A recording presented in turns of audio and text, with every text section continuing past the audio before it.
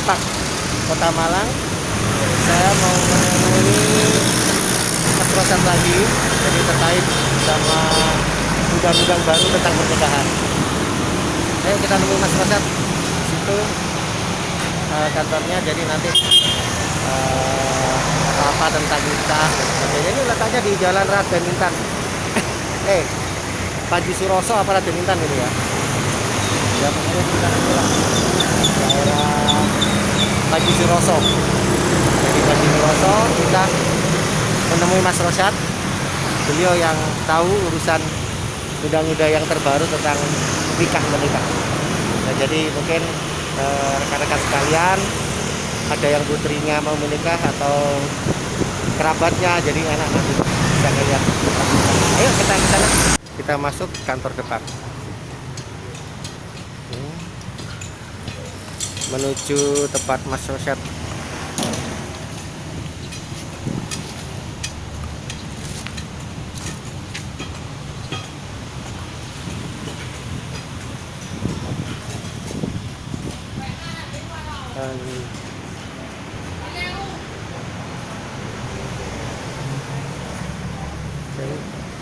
Mau ketemu sama Pak Rosyad, sudah janjian. Iya.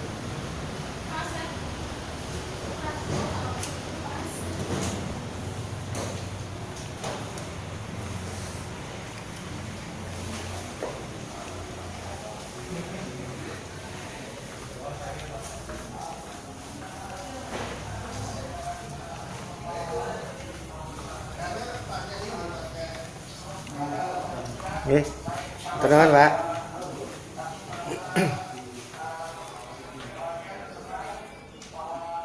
Kita sudah masuk ruangan Mas Rosyad.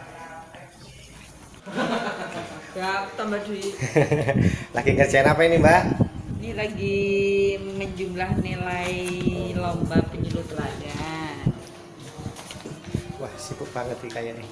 Kayaknya.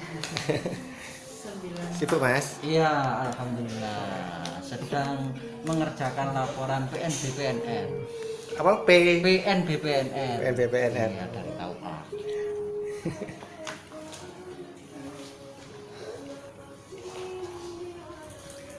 Kok sibuk kabeh, Mas? Ya, Kabeh. ini lagi musimnya pencairan Oh, pencairan. penyuluh agama Islam fungsional bulan Juli.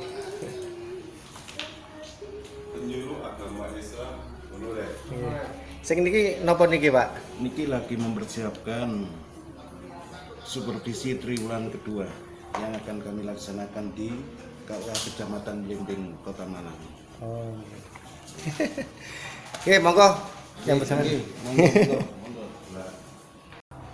hati-hati ini Bapak Rezi orang sama nonton YouTube ngono ae. Untuk meningkatkan skill mahasiswa kota saya terhadap ilmu yang didalami selama proses perkuliahan, khususnya penerapan ilmu hukum nakahat dan hukum waris Islam, maka kami karena tidak sabar ini kami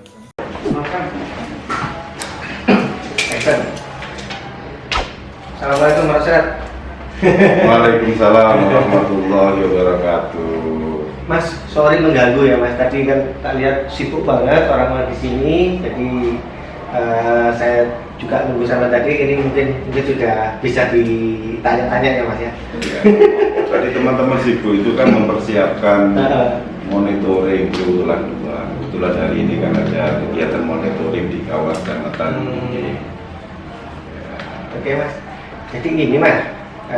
Kemarin saya dengar ada undang-undang baru tentang pernikahan. Jadi nomor 473 kalau nggak salah. Nah ini bisa dijelaskan nggak Mas biar masyarakat tahu gitu kan, atau pemirsa Omang Ijo juga mengetahui apa sih undang-undang pernikahan yang baru, apa yang pernikahan yang dulu itu sudah nggak berlaku lagi atau gimana, apa karena ada pandemi atau gimana gitu Mas? Bisa dijelasin Mas? Kalau undang-undang berkaitan dengan pandemi itu kan kita sekarang di wilayah Malang ini sudah new normal ya, dan memang sudah ada aturannya tersendiri untuk perkawinan di masa new normal ini. Di antaranya aturan itu adalah pelaksanaan akad nikah itu yang hadir tidak boleh lebih dari 30 orang. Kemudian kalau itu menggunakan fasilitas aula, maka tidak boleh lebih dari 20% kapasitasnya itu. 20% dari Dari kapasitas aula, iya. Memang dibatasi sekali dan kita cukup ketat protokol kesehatannya, termasuk kepala KUA-nya dan mantennya. Kalau menanti mantennya tidak mau mengikuti protokol kesehatan, maka kepala KUA punya hak untuk menolak. Untuk menolak. Iya. Jadi kalau sudah kan ini kan prosesnya ke KUA dulu kan, Pak. Nah, dari KUA terus kemudian ke gedung gitu kan. Iya. Nah, nanti kalau misalkan bangga gitu gimana? Biasanya begini, kalau di KUA itu tidak boleh lebih dari 10 orang malam kita itu. Oh iya. Karena kan kapasitas ruang KUA kan izin. Tapi kalau itu dilaksanakan di masjid atau di aula yang besar, itu aturan seperti tadi. Nah, yang terbaru ini kalau aturan pernikahan itu ada 2. Yang satu itu kan Undang-Undang Nomor 174 itu sudah ada perubahan. Tertuang dalam Undang-Undang Nomor 16 tahun 2019. Kalau yang itu kan tentang usia. Dulu itu usia pernikahan bagi yang perempuan itu 16 tahun, 16 tahun. bagi yang laki-laki 19 tahun. Tapi dengan diundangkannya Undang-Undang Nomor 16 pengganti revisi Undang-Undang Nomor 174 itu mulai itu 14 Oktober 2019. Seluruh pernikahan baik putra maupun putri itu dibatasi harus sudah berusia 19 tahun. Minimal 19 Iya, tahun. minimal 19 tahun. Baik laki maupun perempuan. Iya, kalau dulu perempuannya kan 16, laki-lakinya 19. Sekarang ini baik perempuan maupun laki-laki harus sudah berusia 19 tahun. Jadi bahasa undang-undangnya itu bukan dewasa. Kalau dewasa itu multitafsir, ada banyak persepsi tentang dewasa. Tapi undang-undang ini jelas sekali, harus sudah berusia 19 tahun. Bagi yang usianya belum 19 tahun, itu kok ingin menikah, maka harus mengajukan dispensasi ke pengadilan agama. Diterima apa tidak, itu tergantung fakta persidangan. Kita tidak punya, iya, itu nanti pengadilan agama yang punya kewenangan. Kemudian undang-undang mengenai petunjuk teknis pencatatan pernikahan ini baru diundangkan tanggal 1 Juli kemarin. Nah ini yang baru ini. Nah, ini yang petunjuk kita sekarang ini. Ini masyarakat harus tahu sebetulnya pernikahan sekarang itu sangat simpel, sangat mudah. Pendaftarannya juga bisa online, bisa datang ke KUA karena kita sudah ada SIMK web yang online itu. Nah, diantaranya kalau masyarakat ada yang mau menikah itu nanti datang ke desa. Datang ke desa untuk apa? Yang pertama adalah ngurus pengantar nikah. Tetap itu berarti Pak ya? Iya, ngurus pengantar nikah. Hanya modelnya saja sekarang model N1. N1. Ngurus pengantar nikah ini harus ditandatangani oleh lurah atau kepala desa. Jadi surat pengantarnya dari kelurahan atau dari itu prosesnya tetap ya dari RT, RW. Nah, itu urusan desa. Urusan desa ya? Urusan desa. Jadi kita tidak ikut campur di dalam situ, tapi yang jelas bagi yang mau menikah itu pertama kali harus ngurus dari desa yang namanya pengantar nikah. Penduduk asli maupun penduduk kos-kosan gitu. Nah, itu juga tergantung desa ya? Aturannya desa. Kita tidak ikut masuk di wilayah itu. Yang penting itu dia bawa surat pengantar itu. Iya. Dan wajib ditandatangani kepala desa atau lurah. Tidak boleh diwakilkan. Ditandatangani Pak Camat juga tidak boleh, ditandatangani wali kota juga tidak boleh. Harus kepala desa. Kemudian itu selain itu nanti ada format N4. Persetujuan calon mempelai. Jadi nanti tidak ada alasan lagi kalau mereka nikahnya dipaksa. Kan selama ini kadang-kadang kan yang aneh bin Ajaib punya anak 3, kalau ada masalah datang ke kita di penasihatan ngomong kalau nikahnya dulu dipaksa. Padahal sudah brojol anak 3, kan ya susah kan itu ya. Iya. Berarti nanti kalau itu kita bukakan karena ini masuk arsip aktif. Itu surat apa namanya? Apa tadi Mas? Persetujuan dari siapa itu? Orang itu tua. nanti kedua calon mempelai. Jadi dirinya saya setuju menikah dengan ini, dia setuju disaksikan oleh kelurahan nanti. Ya itu nanti itu kan bukti kalau dia sudah saling mencintai. Ya. Saling ada komitmen lah. Komitmen Untuk menikah kan begitu. Karena memang nikah itu kan MOU kan. Iya, Mas, ini tadi kan kita ke kelurahan segala macam. Ini berarti kalau pernikahan campuran itu gimana, Mas? Misalkan dari luar negeri, dari boleh datang ke sini jatuh cinta gitu, terus mau menikah itu di kelurahan gimana kira-kira? Itu aturan kelurahan juga? Nah, itu nanti kan gini, pernikahan campuran itu adalah pernikahan yang salah satunya warga negara Indonesia dan salah satunya warga negara asing. Itu pernikahan campuran. Tidak beda agama, tapi pernikahan campuran itu salah satunya WNI, salah satunya WNA. Persyaratannya adalah bagi WNA yang mau nikah di Indonesia, maka kita mengikuti undang-undang di sana. Tetapi harus dapat pengantar dari kedutaan negaranya untuk menikah di Indonesia. Kemudian surat izin dari kedutaan itu harus diterjemahkan oleh biro penerjemah resmi. Gitu. Biarpun kita bisa misalkan tidak boleh, kita paham kok, tidak usah diterjemah, tidak boleh. Itu SOP-nya harus diterjemahkan.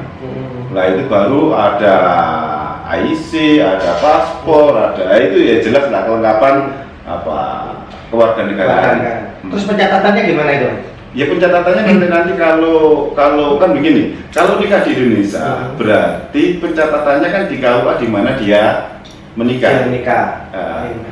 Beda lagi kalau misalkan warga negara Indonesia itu menikah di luar negeri. Misalkan ini baru ada nikah di Turki, misalnya warga negara Indonesia nikah di Turki, maka itu nanti bukti pernikahan di Turki itu bisa dicatatkan di KUA setempat maksimal 6 bulan setelah dia pulang. Itu berarti pencatatan itu kalau menikahnya di luar negeri. Iya. Kalau di sini mudah langsung di kelurahan tadi. Kalau di sini tadi kan dia ngurus dari kedutaan surat izin. Setelah mendapat surat izin kedutaan kan ke kelurahan. Itu pencatatannya langsung di situ. Langsung di KUA. Itu. Lah, itu tadi kan ada N1 ya, ada N4, N1 itu pengantar ya. Kemudian ada 4 persetujuan, kemudian lagi ada N5. N5 itu persetujuan orang tua. Nah, ini. Bagi siapa? Bagi caten, calon pengantin yang usianya di bawah 21 tahun. Tadi kan peraturannya 19. Kalau 19 tahun itu, sebelum 19 tahun itu izinnya harus ke pengadilan. Tapi kalau di bawah 21 tahun, maka izinnya harus orang tua. Artinya apa? Dalam perspektif ini dewasa menurut Undang-Undang Perkawinan ada 21 tahun. Pokoknya di bawah 21 tahun, biarpun kurang 1 bulan, walaupun itu sudah diizinkan oleh undang-undang, tetap harus ada izin dari orang tua. Karena dia belum dewasa. Itu. Iya. Jadi kalau bagi yang usianya di bawah 19 harus izin dari pengadilan. Bagi yang usia calon pengantinnya di bawah 21 tahun, maka harus izin dari orang tua. Kalau yang 22 sudah nggak usah izin. Tidak usah. Apalagi janda. Di atas 21 tahun, itu tanpa izin siapa-siapa. Urutannya itu gimana, Mas? Kalau dulu kan saya itu harus ke puskesmas dulu, untuk ke KUA harus dilengkapi dengan vaksin segala macam. Ini tetap nggak undang-undang yang baru ini? Ya, tetap itu kan undang-undang itu kan persyaratan dari lintas sektor. Jadi yang membedakan ini undang-undang baru sama yang lama itu apa sih sebenarnya? Formatnya, terus kemudian lebih simpel kan begitu ya. Kalau dulu itu kan, apalagi yang awal itu kan N1, N2, N3, N4, N5 banyak. Nah, sekarang ini agak lebih simpel. Berarti N2, N3-nya dihapus itu ya, jadi yang dipakai. Ada nanti N3-nya. Ada. Nah, ini nanti saya jelaskan lagi. Selain itu bagi janda atau duda yang ditinggal mati, maka wajib punya surat keterangan kematian dari desa. Iya. Yang ditinggal cerai? Harus surat cerai. Oke. oke. Jadi yang janda mati, surat keterangan kematian. Kalau janda sudah cerai harus dilampiri akta cerai yang asli, tidak boleh fotokopi. Tidak boleh fotokopi. Iya. Karena ditunjukkan saja ya nanti. oh ditarik Ditarik oleh KUA. Oh, Karena kalau nggak ditarik buat pakai lagi nanti, dapat banyak nanti. Terus kemudian orang-orang yang mau menikah dengan membawa persyaratan itu tadi datang ke KUA dengan mengajukan permohonan kehendak nikah. Lah permohonan kehendak nikah itu N2, dilampiri N1, dilampiri N4, dilampiri N5 bagi yang usianya di bawah 21 tahun, dilampiri dispen dari pengadilan bagi yang usianya di bawah 19 tahun, dilampiri akte kematian atau akte cerai talak bagi yang duda janda mati atau cerai. Lalu diperiksa oleh KUA, datang ke KUA itu yang penting KUA itu tahu persyaratannya itu lengkap. Kalau tidak lengkap nanti akan dikasih surat N7 pemberitahuan kekurangan. N7 ada surat pemberitahuan kekurangan. Selama itu nanti dilengkapi, pelaksanaan pernikahan bisa dilakukan. Tapi kalau nggak dilengkapi, langsung di N7 itu juga ada penolakan. Ada penolakan. Jadi penolakan di KUA itu resmi, ada suratnya. Tidak hanya lisan. Tapi nikahnya tetap Mas ya? Boleh di KUA boleh, di rumah juga boleh. Boleh. Di KUA boleh, di rumah boleh. Asalkan persyaratan-persyaratan tadi sudah terpenuhi. Nah itu nanti diperiksa di model N8 itu. Diperiksa apa? Diperiksa mulai dari alfabet namanya. Karena kadang-kadang itu ada namanya Ibu Rumila diganti Cuwiwilai kan begitu ya. Nanti kalau ada urusan nama saya dulu itu Rumila, ada lagi yang begini. Kan masyarakat kita itu kan masih menghitung Jawa ya. Iya. Ketemu Segoro Waseso Satrio Wibowo Tunggak Semi atau Lebu Ketiup Angin dan lain-lain sebagainya.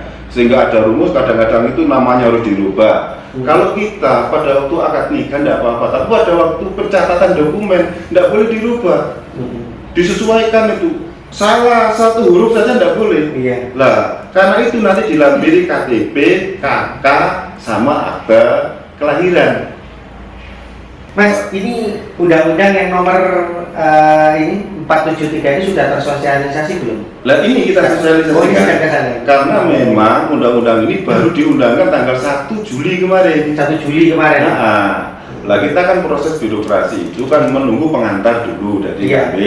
Ambil pengantar ke kita baru membuat pengantar ke KUA untuk disosialisasikan. Dan ini sosialisasi yang pertama di Kota Malang. Oh iya.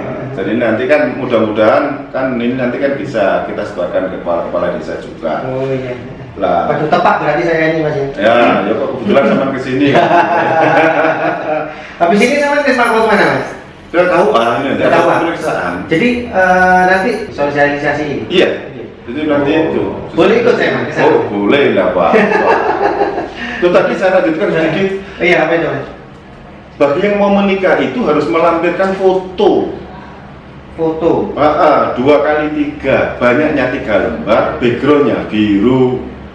Lah untuk foto ini kita mohon karena dokumen itu harus foto yang bagus, kertasnya dop lah. Jangan foto print-printan, nanti lama-lama kan hilang itu. Iya. Gitu. Jadi di KUA itu pemeriksaan itu ada 2. Pemeriksaan administrasi, tadi lengkap apa tidak, itu kan namanya betul apa tidak, tanggal lahirnya, alamatnya, orang tuanya, dan lain-lain, tidak boleh salah, karena ini akte nanti keluarnya. Kemudian yang kedua adalah pemeriksaan syar'i. Wah, apa itu? Syar'i itu kan ajaran agamanya. Ini apa? Wali nikahnya betul apa tidak, kan begitu kan? Yang dinikahi ada hubungan nasab apa tidak? Oh iya. Nah di pemeriksaan inilah kalau nanti ada kekurangan, petugas KUA memberikan surat N7 atau pemberitahuan dulu. Pak, kurang persyaratan ini kapan dilengkapi? Kalau tidak bisa melengkapi, ditolak. Nah ketika ditolak itu nanti yang ditolak boleh mengajukan keberatan ke pengadilan. Kita dipanggil oleh pengadilan. Kenapa kok ditolak? Lah berkasih kurang Pak. Misalkan ya, ini duda Pak, dudanya tidak jelas mati apa duda cerai. Iya. Oke. Satu lagi Mas sebelum ke KUA. Ini saya pernah dengar istilah isbat dalam pernikahan, itu apa Mas? Isbat itu begini, isbat nikah itu bagi pernikahan yang dilaksanakan tahun dulu dan tidak tercatat. Misalkan begini, isbat nikah itu nikah tahun 70 misalkan ya, dan tidak tercatat, punya anak 6 misalkan ya, anaknya butuh kan legalitas itu kan, itu bisa mengajukan isbat nikah ke pengadilan. Nah di pengadilan itu akan diputus, akan diperiksa gitu kan, kalau memang memenuhi syarat akan diputus, disahkan. Kemudian KUA diperintah oleh pengadilan untuk mencatat, sehingga pencatatannya adalah tertanggal waktu nikah dulu tahun 70, tapi surat nikahnya keluar sekarang. Itu namanya isbat. Tetap bangun nikah Mas ya? Nggak perlu itu? Ya kalau nggak bangun nggak bisa nikah, makanya kan begitu ya. Ya, itu namanya isbat nikah. Ini saya lanjutkan, ketika di pemeriksaan itu nanti dianggap sudah memenuhi syarat, maka masyarakat yang daftar nikah dikasih e-billing untuk bayar ke bank persepsi yang ditunjuk. Bagi yang nikah di kantor itu 0%. Jadi di KUA tidak ada biaya apapun bagi yang nikah di KUA di kantor. Dibayarnya di bank gitu. Enggak. Yang di bank itu bagi yang ngundang ke rumah. Oh. Jadi kalau yang nikahnya itu ke kantor, itu gratis. Wah ini harus ditahu ini. Penting ini Mas. Jadi masyarakat banyak nggak tahu. Iya. Nah ini tugas saya untuk mensosialisasikan. Saya sering tanya, katanya masih ditarik, ditarik gimana? Kan bukan KUA, kalau KUA yang narik lapor ke saya bilang gitu. Jadi kalau di KUA itu, memang di KUA ini kan tidak boleh bersentuhan dengan uang. Iya. Jadi yang nikah di KUA itu gratis, 0 rupiah. Tapi bagi yang ngundang ke rumah atau ke hotel atau kemanapun itu harus bayar 600.000. Tapi bayarnya bukan di KUA, ke bank persepsi. Bank persepsi itu adalah bank yang ditunjuk yang sudah kerjasama dengan kita. Ada beberapa bank. Nah, kalau nanti nyangoni lagi itu nggak masalah berarti. Waduh, kalau nyangoni gini, kita ini kan ini di depan kan sudah PTSP kan, kita sudah lagi mengejar ZI kan ya. Ya kita harapkan tidak ada itulah. Cuma memang prakteknya di lapangan masyarakat kita itu kadang-kadang merasa tersinggung kalau dikasih tidak kita terima. Ini ada apa ya? Kompetisi antara integritas pegawai dengan emosi apa ya? Keinginan budaya masyarakat kan itu ya. Ini kan ya kalau sampai memaksa, itu kena nanti petugasnya tidak boleh. Berarti ini dari masyarakat dulu berarti ya, dari masyarakat disadarkan untuk tidak perlu lagi untuk nyangoni gitu Mas. Tadi cukup 600.000 itu aja, billingnya dibayar ke bank. Ke bank kan begitu ya. Wong tidak mau kadang-kadang itu dikasih berkat itu di dalamnya ada amplop. Karena ya beda. Ya, ini kan masyarakat ini kan menghargai apa ya? Ucapan terima kasih gitu ya. Akhirnya ke seluruh pegawai saya tekankan sudah tidak boleh gitu. Bagaimana Pak kalau begini? Dulu kan kalau berkat misalkan dikembalikan kepada hukum gitu ya. Lo berkat kalau satu hari ada pernikahan 5 keselamatan ya. Satu harinya. Nah, itu budaya. Habis diperiksa. Harus diperiksa, kemudian kan nanti nikah kalau di kantor gratis, kalau nikah mendatangkan ke rumah bayar 600.000, kemudian KUA itu mengumumkan kehendak nikah, ditempel siapa tahu ada masukan dari masyarakat, misalkan begini, pengalaman saya dulu waktu jadi kepala KUA, itu sudah pelaksanaan malam, ada yang bisi, Pak, Abang Rosat, ada apa? Walinya saya. Loh kenapa ini wali hakim? Kan ada masalah keluarga, kami ini ditilap. Nah itu nanti kita rubah. Kalau karena ini wali mujbir, bapak kandung. Lah diumumkan itu selama 10 hari kerja, siapa tahu ada masukan. Kenapa hari-hari ini kan agak rawan? KTP itu jejaka, kalau digunakan nikah, itu kan tetap jejaka. selama yang bersangkutan tidak melakukan perubahan identitas, sehingga tetap dijaka. Misalkan kok KTP-nya dijaka, suratnya dijaka, ditempel ada yang lapor, ini bukan dijaka Pak, ini punya istri atau punya suami. Ya kita panggil, nanti kita cross check ulang. Nah, untuk meminimalisir itu, kami Kementerian Agama, Pengadilan Agama Kota Malang, dan Dispenduk Capil Kota Malang sekarang ini mau membuat paket 3 in 1. Jadi kalau sudah nikah, KTP-nya langsung berubah. Kalau cerai di pengadilan, KTP-nya juga berubah, tembusan juga langsung ke KUA. Kalau nikah sama, tembusannya langsung ke catatan sipil. Kalau diperlukan data oleh pengadilan juga bisa mengakses itu. Nah, diumumkan itu selama 10 hari. Karena itu bagi pernikahan yang jarak. Umumkannya di mana? Di media sosial, Mas? Enggak, ditempelkan di depan KUA, di papan pengumuman. Depan KUA. Iya. Papan pengumuman. Itu. Jadi masyarakat kalau bisa mampir-mampir ke KUA, lihat siapa tawarannya, mau nikah sama siapa gitu, pernah nikah siri atau gimana, itu bisa diproses itu Mas ya. Kalau nikah siri itu kan kita tidak tidak punya. Iya. Kalau kecuali yang bersangkutan punya anak, biasanya itu kita sarankan untuk melakukan isbat nikah dalam rangka mengamankan anaknya. Nah, karena ini pengumuman 10 hari itu bagi pernikahan yang dilaksanakan kurang dari 10 hari kerja, maka harus mendapatkan izin dispensasi dari camat. Kalau dispensasi ini dari camat. Oh, dispensasinya dari camat. Dari camat. Bagi yang pernikahannya antara daftar dengan pelaksanaan itu kurang dari 10 hari.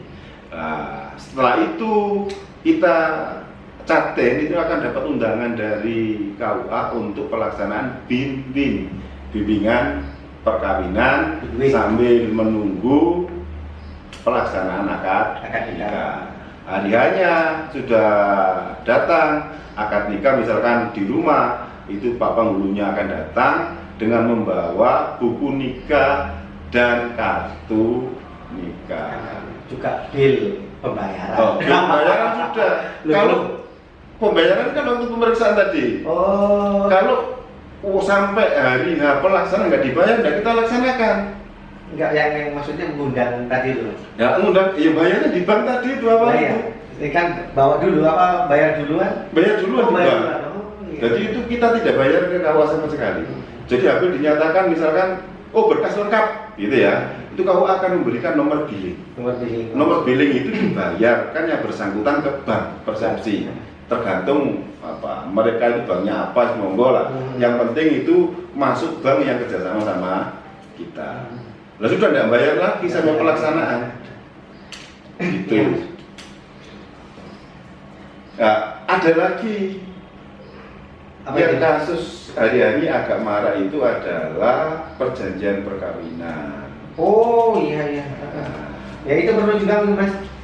Perjanjian perkawinan, jadi kayak artis-artis biasanya banyak. Nah, kapan hari? Harta saya segini, nggak ada segini, nanti jangan diode-ode gitu. Kalau cerai ini tetap milik saya, nggak jadi dua gitu ya. Itu gimana itu Mas? Kalau sah itu? perjanjian perkawinan begini, perjanjian perkawinan baik dilaksanakan sebelum atau saat atau sesudah. Tetapi yang melakukan perjanjian itu bukan di KUA, di notaris. Nah, di notaris itu dalam kolom catatan nanti kalau ada perjanjian pernikahan oleh KUA ditulis perjanjian perkawinan sebagaimana tertuang dalam akta notaris nomor sekian tanggal sekian yang ditandatangani oleh begitu. Jadi perjanjiannya terpisah, tidak di dalam buku nikah itu. Sehingga nanti kalau dibuka catatan itu ada perjanjian, tinggal dilihat akte notarisnya. Nah, persyaratannya itu kan kalau ada perjanjian perkawinan ya jelas ada KTP, ada KK, ada fotokopi akte perjanjian perkawinan itu. Nanti dilampirkan di KUA ya? Iya, dilampirkan di KUA. Jadi nanti KUA menandai di sana bahwa ini ada perjanjian pernikahan. Iya.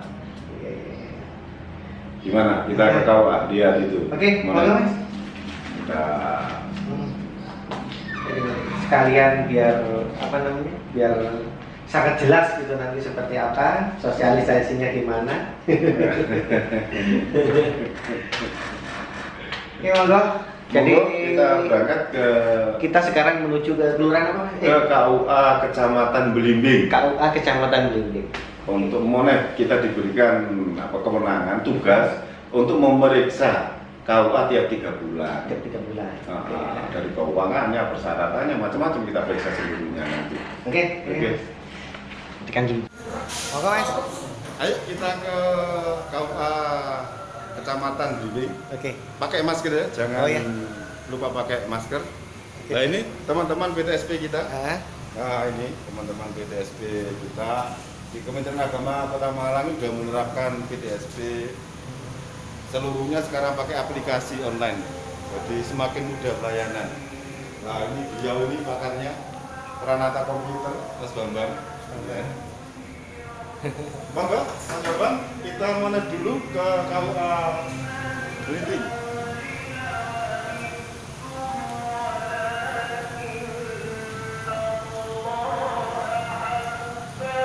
kita menuju ke KUA. Punya supir pribadi.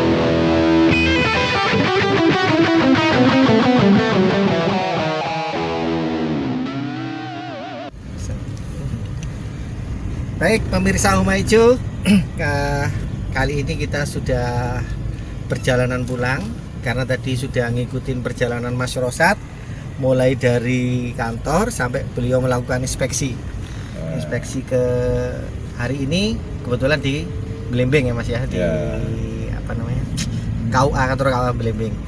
Mas Rosat, ini yang terakhir. Ya. Dengan apa yang ingin disampaikan kepada masyarakat Kota Malang pada khususnya untuk masyarakat luas pada umumnya. Ya, permohonan kita pada masyarakat kalau membutuhkan layanan KUA, mohon tidak lewat pihak ketiga. Bisa datang langsung ke KUA karena sekarang ini kita sudah banyak berbenah. Kita pengurusannya juga lebih simpel, lebih mudah. Kita sudah menggunakan aplikasi kan gitu ya. Dan di KUA itu seluruh pelayanan itu gratis kecuali yang termaktub dalam undang-undang seperti yang kalau nikah mendatangkan 600.000. Kalau selain itu gratis seluruhnya, 0 rupiah. 0 rupiah. Ya. Dan nanti kalau misalkan tidak ngerti, enak langsung aja ke KUA. Itu biar tidak salah informasi. Tidak salah informasi. Okay. Iya. Biar tidak salah informasi gitu. Okay. Petugas kita kan kita inspeksi terus kan tiap 3 bulan kan. Ya, ada kekurangan, ada apa, kita lakukan pembinaan. Yang jelas kantor urusan agama sekarang sudah semakin berbenah dan semakin mudah. Moto kita melayani masyarakat itu ibadah. Begitu. Baik, terima kasih. Akhirnya sampai di sini dulu. Sampai bertemu dengan inspirasi-inspirasi yang lain. Oke, terima kasih. Assalamualaikum warahmatullahi wabarakatuh. Waalaikumsalam warahmatullahi wabarakatuh. Saksikan terus Oma Ijo gitu Mas. Saksikan terus Oma Ijo.